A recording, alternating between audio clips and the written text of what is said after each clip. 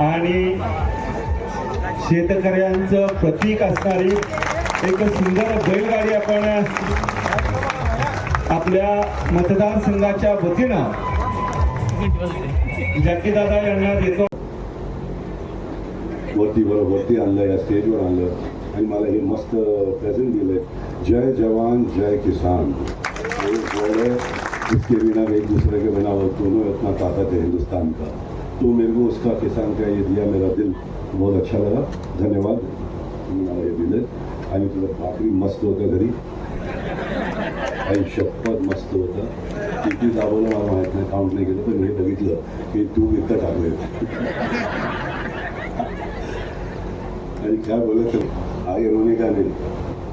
तो अभी जो है माँ बाप की सेवा करने का वैसे मेन थी. झाडं लावायचं म्हणजे मी कोणावर उपकार नाही करता. ये बोलना ही है ना, ये बोलना ना. मी ये बच्चे ने बताया कि मैं वहाँ पे पीपल का झाड़ संभाला.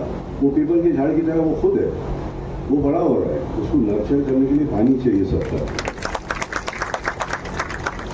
क्योंकि ऐसा दिल होता है कि नहीं नहीं झाड़ करके फेंको, ऐसा नहीं है. अरे वो बैल को जरा एक मी मुद्दाम सांगणार आहे. 1.5 वर्षापूर्वी विधानसभेची निवडणूक झाली होती आणि त्या निवडणुकीला मला 78,178 मताचं लीड मिळालं आणि त्या मताधिक्याने मी ह्या सर्वांच्या सहकार्यामुळे विजय झालो होतो.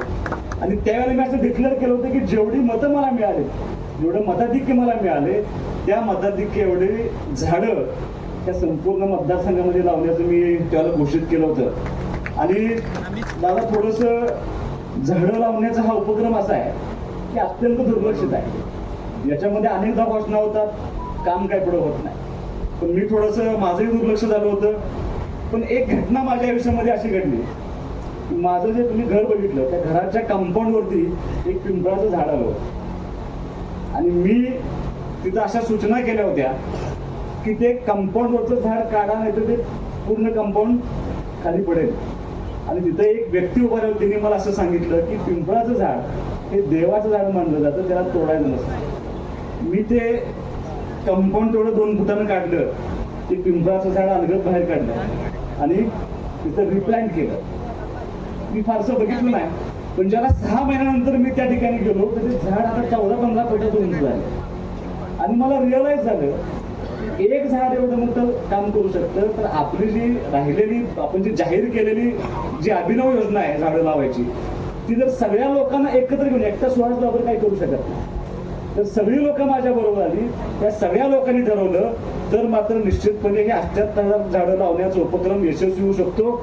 आणि त्यासाठी आम्ही एक आव्हान केलं, ट्री आर्मी नावाची एक संघटना करूया आणि आपण झाडं लावण्याचा उपक्रम हाती घेऊया म्हणून मी ज्याला आव्हान केलं त्याला प्रचंड मोठा प्रतिसाद मला या सगळ्या लोकांच्याकडून मिळाला. महाराष्ट्रभर पासून मला लोक विचारत आहेत की आम्हाला याच्यामध्ये सहभागी व्हायचं आहे आणि यथाशक्ती लोक मदत करतायत. कोण म्हणते मला तुम्हाला आम्ही वर्गणी देऊ इच्छितो, कोण म्हणते आम्ही झाडं डोनेशन करू शकतो.